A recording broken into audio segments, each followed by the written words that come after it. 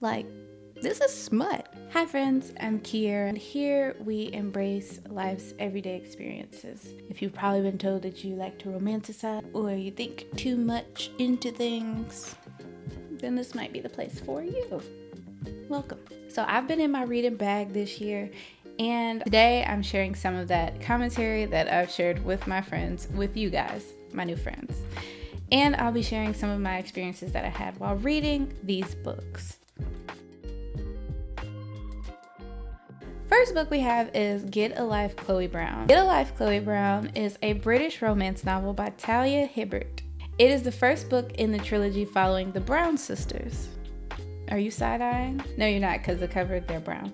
But yes, they are brown. They are women of color. They are black women. Yay! Chloe gets chronically ill. She has fibromyalgia and she suffers from chronic pain day to day. And she has a near-death experience. From that, she decides that she wants to make a list of ways to get out and be more and do more and have more fun and live her life. Chloe Brown wants to get her life, and she's gonna do just that in this book. Now I want to pause right here because I suffer from chronic back pain and migraines.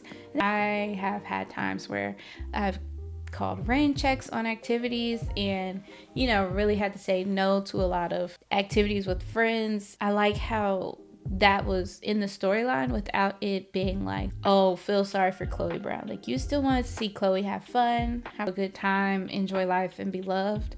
And I really appreciated that Talia put her in the center of the story in that way. So I just a little, emotional.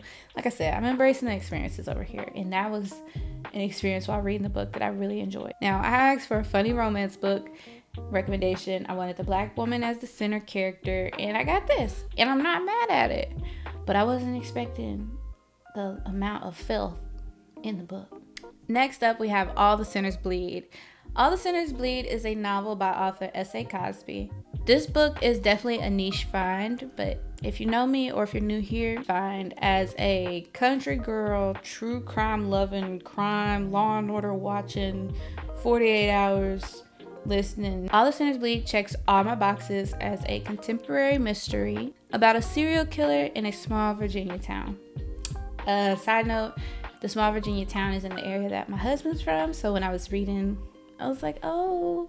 The story follows Titus Crown, an ex-FBI agent who becomes the first black sheriff in Charron County, Virginia. S.A. Cosby does a fantastic job of composing the image of Titus's world. Like, the imagery is on point. So good, in fact, I imagine the bald-headed black detective from Lilo and Stitch as Titus if he were to be a cartoon-ish character. But after I put it in my Black Girls Read 2 Facebook group, someone said that he reminds them of Michael Duncan, which, if you're familiar, is pretty much the same character. My Lilo and Stitch, Michael Clark Duncan, they're the same person. The book does a great job of exploring white supremacy in a current time.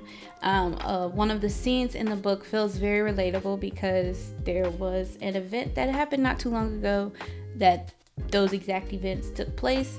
And so you really felt a sense of anger, and I felt a lot of rough feelings listening to some of the scenes in the book. I also have a list of content warnings for all the books below so that you can know what you're getting into before you read them. But it is a crime novel, so expect some crime. Now, I'm currently reading Razorblade Tears by S.A. Cosby, same author, and I've heard amazing things about it, so I probably will be doing a updated review. So if this book and this topic interests you, be sure to subscribe so that you can stay tuned for those updates. Next up, we have The Maid. First of all, as a designer, I love the cover of the book. It's just, the red definitely catches your attention. I listened to this book on audiobook through Libby. When I was in the store, that was the first thing that caught my eye when I went to the book section. Like, that red cover with her like escaping, it's just great creative design choice. The Maid is a quirky murder mystery by Nita, Prose. The book is centered around the death of a VIP hotel guest and their murder being solved, and the maid who finds their body.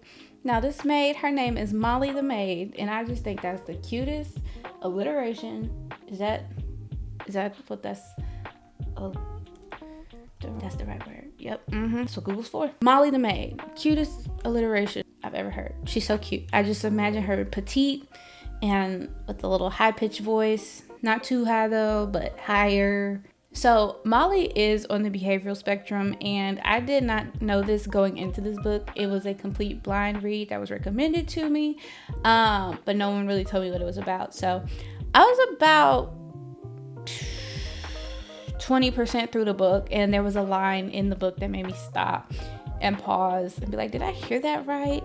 So I rewound, I scooted back and sure enough, Reddit, Google, everybody confirmed that Molly is more than likely on the spectrum of either having autism or Asperger's. So if you go into the story knowing that, you probably will have a easier time understanding and hearing Molly speak and hearing how people treat Molly, because I was ready to fight for Molly and didn't even really know why, but I was ready to fight. Molly has been navigating life alone since her grandma died, and Molly is about 25. All the guests love Molly because Molly knows what she's doing. She knows how to tuck the sheets so that it's hard to get under the sheets, but it looks really good. Now, I love Molly all throughout the book. I just felt like she was a really good friend of mine, and I did experience quite the roller coaster of emotions just because of how they was treating my girl. I was like, Molly. And I won't ruin the story, but you will be ready to fight for Molly. Like, you're gonna be ready to put them dudes. A film adaptation of The Maid is apparently on the way, and Florence Pugh will be cast as Molly the Maid. And honestly, I think it's a pretty good match. The honorable mention here is the Bromance Book Club. This one I did not get to send a text about because I listened to it all in one sitting while I was busy doing laundry and cleaning the house. The Bromance Book Club is a book by Lyssa K. Adams. The book follows Gavin, a baseball player whose marriage is in trouble. Gavin finds help from a secret romance book club made up of Nashville's top alpha men. Now, the idea is just so cute, right? I just imagine like all these big buff athletes in like somebody's basement. Obviously it's a big basement because they're rich. So I really enjoyed this book and the series because of the way that they displayed male relationships. The guys aren't afraid to check each other. They're there to show their love for each other. They're there to support each other. There's literally one scene in one of the books, the guys like breaks down crying from a realization about his childhood and being neglected, and the guys just wrap their arms, give him a big old bear. They do a group hug, and that's just so cute to me. The guys coach Gavin on saving his marriage with this steamy, old-timey, nasty book. It's called Courting the Countess, or how they say it in the thing, Courting the Countess. So it's really giving Bridgerton, and I've never even seen Bridgerton, but I imagine that's what Bridgerton would be like if I did see it. Like big dresses and like, my lord, like that kind of language. Just like Get a Life, Chloe Brown, though, the book cover being cartoon like-ish is, don't let it get you, because it's nasty too. It caught me off guard quite a few times actually. Now, I'm not a prude or nothing, but this was a blind read as well, so I wasn't expecting the sexualness of the book, but it was really good. It was well written. There were some stubborn characters in the book and a pattern throughout the series. As I am, 3 books now into the series. There's the Bromance Book Club, Undercover Bromance, Crazy Stupid Bromance, Isn't It Romantic, and a Very Merry Bromance.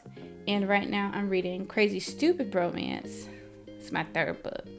It's a really great series, and I hope to review the whole series when I complete it. So if that's something you'd be interested in, you know what to do. Those aren't the only books that I've been reading and commenting to my friends and fellow bookworms about. So if you guys would like me to do another part of this, let me know in the comments. I hope you guys enjoy and made it all the way to the end. Thank you guys so much for watching. I hope to see you in the next video. Until next time, peace.